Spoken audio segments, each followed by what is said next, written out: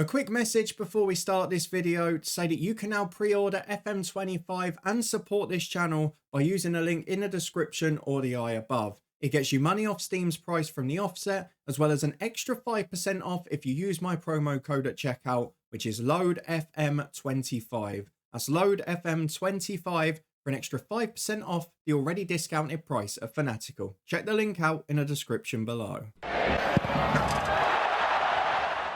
Well, it might only be early July and the first few weeks of pre-season at Sporting Lisbon, but after Monday's episode, we have now come to a decision. There is a particular event that has triggered that. We'll talk a little bit about why we're doing what we're doing and what has caused it.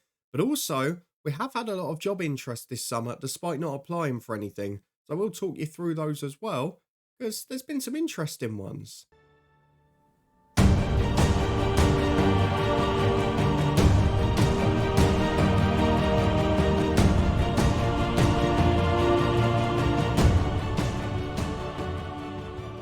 Yes, hello and welcome along to part 61 of The Coach's Head with me, Daniel. Will it be the final one? We'll find out in a moment. But for now, hopefully you're looking forward to this as we return early in pre-season. And just as we left it at the end of the last episode, we said we were going to go through the summer transfer window. I was a little bit worried timing-wise because there was no transfer budget. The club had got back into the Champions League and the squad was getting smaller. As you can see, part of that has been resolved because there is a budget now. And we'll talk about how that's come about in a moment because it has sort of led to our decision. And it kind of proves a few things I've said over recent months. If you're looking forward to it, do chuck a thumbs up on there. For now, though, let's start by having a look at Sporting Lisbon and the transfer news this summer because ultimately it is the transfer news that has made the decision for us. Because if we go through to the transfer history, and in fact we don't even have to go there, we can go straight to the inbox because this is the latest item. The one thing that was really keeping me here was the young superstar Pedro Mendes, who has been sold for, look, it's a decent fee, but it's not a phenomenal one, to Borussia Dortmund for 33.5 million overall, less than 25 of that guaranteed. But that is combined with another thing, the reason that we are not going to continue now. Because I have no problem with this deal as such. It happens a lot in Portuguese football. We've seen so many players come to the Premier League, La Liga, whatever, for 30 to 40 million while they're at a young age and then go on and become superstars. That's absolutely fine. My problem with it is, yes, we've been given some of that money to spend. Now, what are you going to go and do with it? And this is what is happening. The director of football has offered 15 million and nearly 75 grand a week to Nicolo Ravella, who is a 32-year-old Italian midfielder that is not really much better than what we've got. So you've gone and got a journeyman midfielder. You've doubled his wage at the age of 32. He's offered him a 3-year contract, by the way. So he'll be 35 at the end of it. He's already declining physically in most areas. And you're offering £15 million over what, 55-60% of our budget on a 32-year-old midfielder when you're at a club where all of the vision items are to build a young squad, develop youth players, get younger players in, offer maximum of 2-year deals to players aged 32 and over. And also the squad planner highlights that holding midfield is a pretty strong position for us. So I have absolutely no idea why that has been done. If we also look at the other items there are other players they're looking at sending out. Abdul Fatawu, if you're going to lose Mendes, you then need to keep Fatawu, so he's your first choice. And after all of that, if it wasn't bad enough, you're going to lose Mendes, you're going to lose Fatawu. There was one other young right winger that showed promise last year. We promoted Salvador Garçal, he did really well. By selling him for a few million quid as well, despite the fact he's got world-class potential. And with the greatest of respect to Celtic, it's not to an elite league. It's a sideways move for the man. I know it makes it easier for him to get access to English football, but to sell all 3 right wingers, then Mamadou Fernandes got offered out on loan. Then we saw Sano was loaned out, Kubik was loaned out, Pinto was sold. Obviously, he was going on a free anyway, but I just got to the end of the window. Matteo Gabbia went as well, which wasn't a disaster. But with just the Skowski in and all of that out, I got Bayern Munich vibes, and I just went, there's no way I can continue at this point because the squad is getting smaller, it's getting thinner. We're selling young and buying old, which is just completely against the club's ethos. And I don't want to start getting judged on that as well when I'm not making a decision. So there is only one way to describe this summer transfer window, and that is an unmitigated disaster. And it is the reason that we are going to leave this save now rather than go through the season. What I do want to show you, though, before we finish off, is some of the offers we've had this summer, because there were some interesting ones, and one job that we had been offered in particular. Now, there are some jobs that we have currently been interviewed for and things. So we got interviewed for the Arsenal job recently. In the end, we were turned down for it. We got interviewed for the Monaco job, which we were turned down for. But let me show you the job that we were offered, because it was tempting in terms of a league I haven't managed in this year, a club that was in a position we could have improved them. But again, there were some squad building issues, and it's becoming the theme in the later updates of FM24. Let me show you what I mean. So this is the job offer we received, an offer of 50 grand a week, which for context is over 3 times what I'm earning at the moment, to go to Atletico Madrid on a 2-year contract, qualify for the Champions League the first season, and then be best of the rest the 2 years after, as well as winning a domestic cup in our 3rd season, should our contract be extended and expanded to cover that time. They've also got to spend the transfer budget, which was pretty decent. It's a shame we didn't get offered the Monaco one, because they had 400 million to spend. That would have been ideal. And they want to increase their commercial revenue, grow the club's reputation, etc.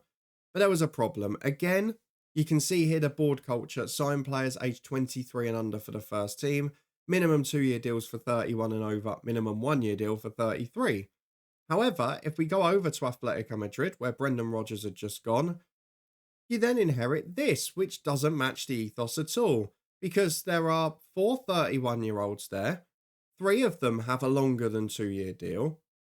And there are significant players aged 33 and 34 on huge money still having their contracts extended beyond a year. If you add to that they then want to sign under 23s, but they've not got any at first team level, 3 of the 4 players under the age of 23 in the squad are actually players from their academy. So they could have only signed 1 or 2 in the last few years, even if you give them the benefit of the doubt are the ones that have just turned 23. And the only one that was first team level wasn't particularly good, if I'm being honest, as a centre-half, albeit he can jump, so maybe in this year's game we should be happy. But it's almost become a bit of a legends and old boys team. And again, it's another league where we've got the B teams. And just like Germany, as we're seeing with Portugal and we've seen in some others, there are definite knock-on effects on the transfer window. Yes, it would have been great to work with Samu Omarodion again, a player who was a star for us at Luton Town in the Twitch save. He is a world-class striker and he's got all the physical attributes. But you look at some of these players that have got their contracts extended for next year. Felix was never great physically, but he's beyond over the hill here. Fran Garcia, again, no stamina at all at left back. Moise Keane, I mean, a bit of a journeyman. He wasn't great anyway. Now no pace, no strength, no nothing. Pedersen at 34, again, declining quickly. Zanoli at 33, transfer listed, but what was the point? Why give him a deal that lasted that long? Nicholas Jackson, again, he's so quickly declining. And yes, these 2 are out of contract at the end of this year, but then you've got a 31-year-old here in Santos who's okay, but nothing special, but he's tied down for 2.5 years. And these players on big contracts that have got long-term deals just goes completely against what we're being told we have to do. So either they're changing the ethos now, or they've just got it wrong and been ignoring it, which with a director of football in charge of transfers is not great. It's the sort of save, and I probably will do it, to be honest, that I would take over this club and carry on off camera and probably have a bit of fun with, rebuilding a young team, moving on loads of the old boys. But for the purposes of this save with a director of football in charge, I just don't think it would work. I think it would be incredibly frustrating. And when you look at how little of a first team there is for under the age of 30, it really does ask some questions. What on earth is happening with the squad building? So there are some clear reasons we turned that one down. Add to that they finished 7th. They're going into the Conference League. Part of the reason I kind of want to do it off camera, but it just doesn't work out. It just doesn't work. And it leaves me asking so many questions. Not only that, the fact the club wants to qualify for the Champions League and be best of the rest within 2 seasons.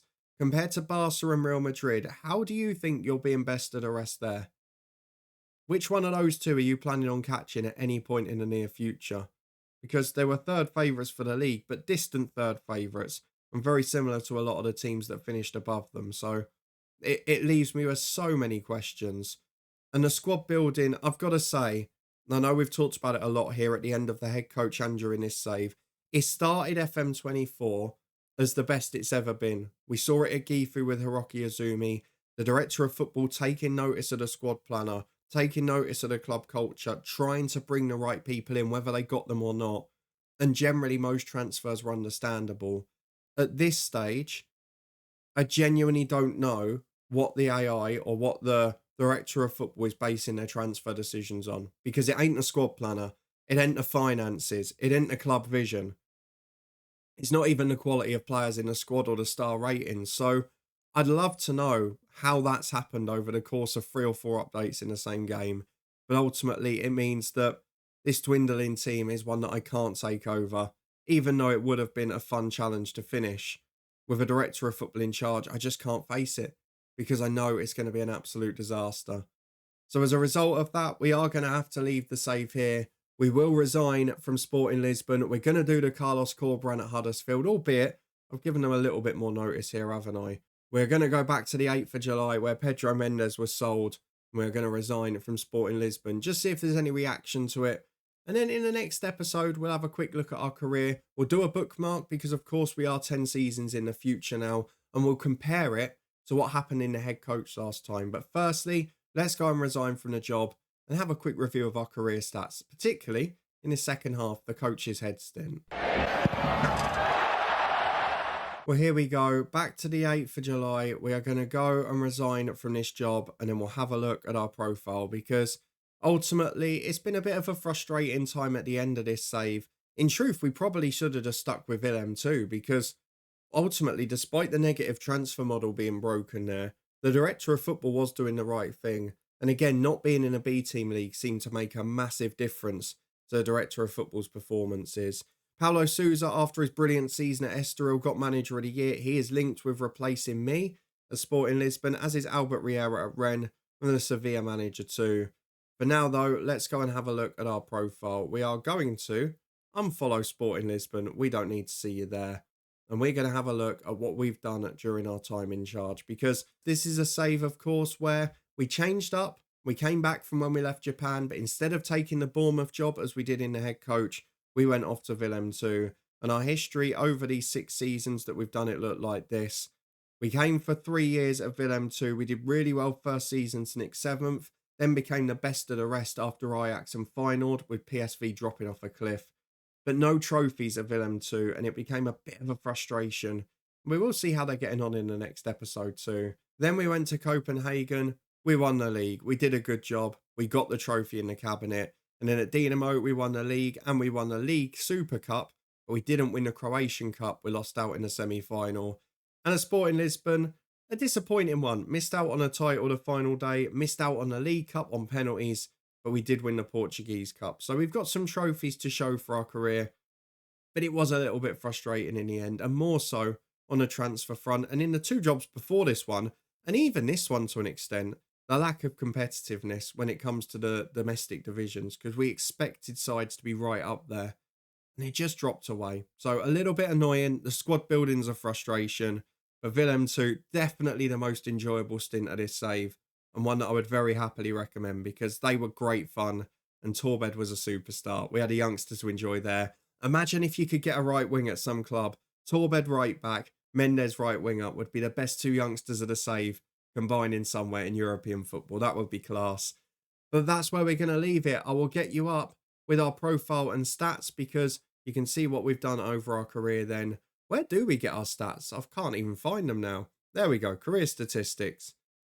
537 games played, 1,333 because the 2 last seasons we were at dominant clubs where we barely lost a game. The first 2 seasons at Gifu were remarkable with Hiroki Izumi. 7 club jobs. To be fair, a huge transfer net profit. And only 4 days on holiday at the start waiting for our first job. It's been an interesting career with no sackings. But ultimately, I was left a little frustrated, particularly with how the director of football's performance declined across the year in FM24. So we are going to give the head coach, the coach's head, a break next year. we're not going to do a director of football challenge. I think this year has driven the passion for it out of me. But let me know what your favourite stint of this save was. Surely the Willem 2 stint was the one. It was an enjoyable competitive league and we just couldn't break the top two. And ultimately, despite going on and winning trophies and having fun, I might have regretted leaving there because we were building something quite special. But what's to say the director of football wouldn't have sold all the young stars there? We'll find out the answer next time because we are going to return in a couple of days to do a look back at the sort of bookmark for this 10, 11 years in the future. We're going to do an episode where we review the clubs we've been at and see how they get on. But also in the second half of it, we will, for the final part, review how it compares to the same point in the head coach. Because obviously we did a bookmark at the 10-year point there. It's the same universe, but the second 5 years were done under a different save. And I want to see exactly what the similarities and the differences are between the two. If you're looking forward to that and you did enjoy this one, then please do put a thumbs up on the video. A frustrating end to a really fun save. I think the head coach needs a year off, particularly with all the changes coming for FM25. I'm not sure the transfer model and the squad building is going to be fixed yet. If you've had a very different experience with director of football squad building, then let me know in the comments what you did to achieve it.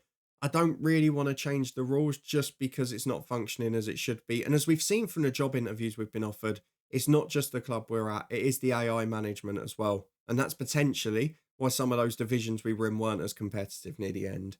If you want to stay up to date and see what's next, then subscribe and turn that notification bell on. We're completing our farewell tour of Southend United. Got 3 or 4 more episodes to go there. So come and check that series out in the eye above. If you haven't watched it yet, it's a great time to catch up with the season.